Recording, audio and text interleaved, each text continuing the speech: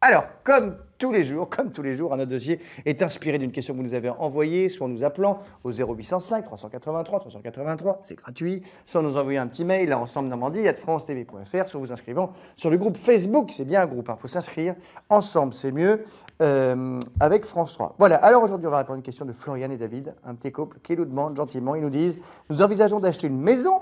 On nous dit qu'il faut se dépêcher avant que les taux des prêts immobiliers remontent. Faut-il accélérer notre projet? Alors, est-ce que les taux vont bouger? Est-ce que la Normandie est un bon endroit pour investir? Eh bien, pour répondre à ces questions, nous avons deux experts en plateau. Monsieur Arnaud Kéranguyader. Bonjour. Quel joli nom de famille. N'est-ce pas?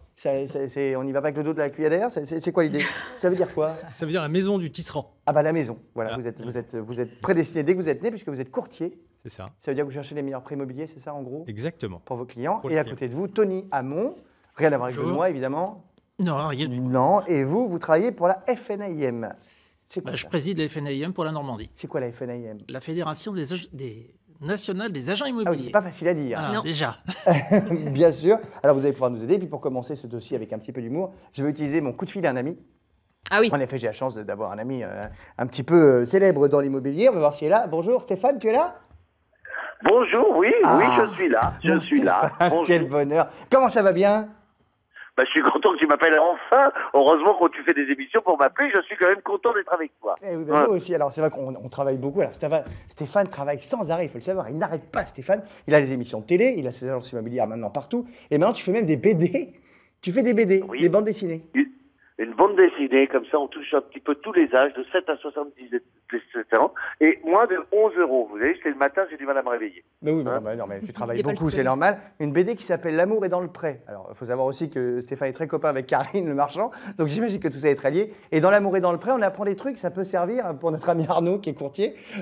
On apprend des trucs sur les prêts immobiliers, c'est ça? Et toutes les infos. On peut apprendre des choses, mais enfin, s'il est courtier, à mon avis, il a quand même un savoir qui pour nous aider, qu'il n'a peut-être pas besoin de ça, mais il peut se marrer quand même avec cette BD. Mais par Hein? contre, dans la BD, tu n'as pas de barbe, parce que maintenant tu traces plus, j'ai vu. Ben, j'essaye de faire un petit peu plus sauvage. Je prépare le marathon de New York et donc j'ai gardé la barbe maintenant. Tu prépares Voilà. vraiment le marathon de New York?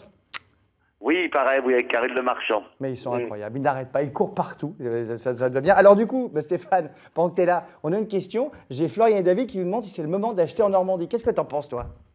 Bah, en tout cas, c'est tout. Un agent immobilier va toujours dire que c'est le moment, mais c'est vrai que le courtier qui est sur votre plateau va vous le dire. Les prêts sont historiquement bas, même si ça remonte encore un petit peu. Ils sont en général à moins de 2%. Et c'est vrai qu'en Normandie, on peut encore faire des bonnes affaires, en tout cas dans les terres. Et il y a l'achat des maisons secondaires est revenu à la hausse.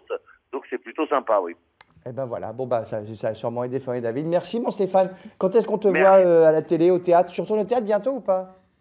Pas encore, mais bientôt. Et je t'inviterai à dîner, ça c'est en off, pour faire des œufs cocottes. Mais en tout cas, je vous aime. Bonne émission à tous. Un Voilà. plaisir. Merci mon Stéphane. Gros bisous, il est gentil mon Stéphane. À Et ça, bientôt. c'est le même dans la vie qu'à la télé. On peut pas dire qu'ils sont tous comme ça.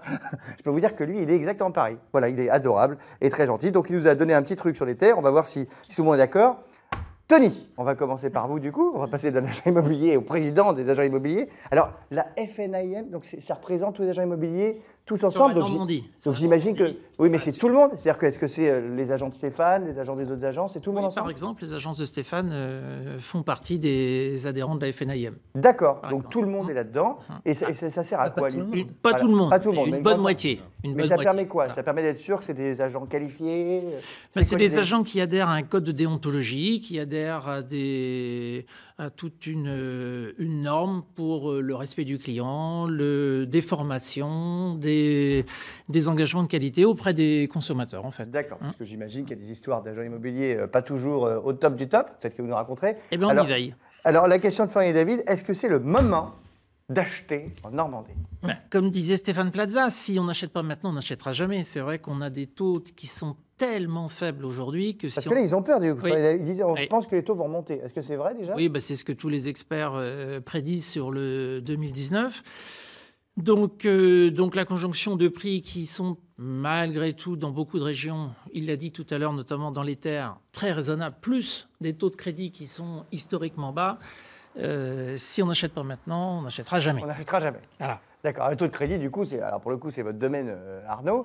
Donc, Absolument. alors, quand on parle d'un taux de crédit historiquement bas, pour Florian et David, pour nous peut-être, pour Jeanne qui est encore jeune et qui a peut-être besoin d'acheter très bientôt des maisons pour ses enfants. Peut-être j'ai déjà 3 propriétés. Peut-être tu as déjà 3 propriétés, j'en sais rien. C'est le cas? Non. Non. Ça pourrait. Ça veut dire quoi concrètement quand on dit les taux sont historiquement bas, c'est génial, il faut acheter maintenant? Alors moi ça veut dire quoi? Pour moi qui suis un client lambda, disons que j'y connais rien. Alors ils ont été aujourd'hui la politique des banques est hyper a tendance à vouloir capter les clients. Encore plus en 2019. Pourquoi? Parce qu'en 2018, les résultats étaient excellents et les objectifs sont les mêmes pour les banques en 2019.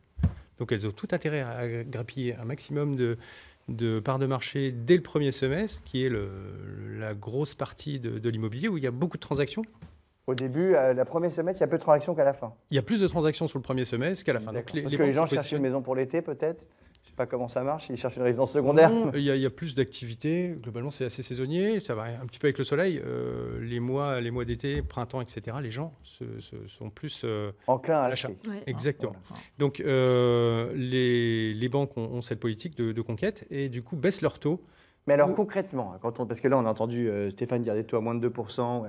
Ça veut dire quoi concrètement? C'est-à-dire que je vois une maison, mettons que je vois une maison que je vais acheter qui vaut, allez, on va dire 300 000 €, paf.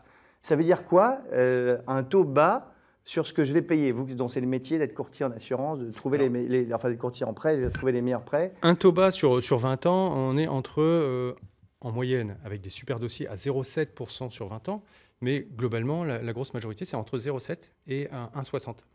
D'accord, donc 0,7 et 1,60, mais alors ça veut dire quoi sur ce bien qui vaut 300 000 €? En gros, je vais payer en plus 1,6% du prix? Comment ça marche?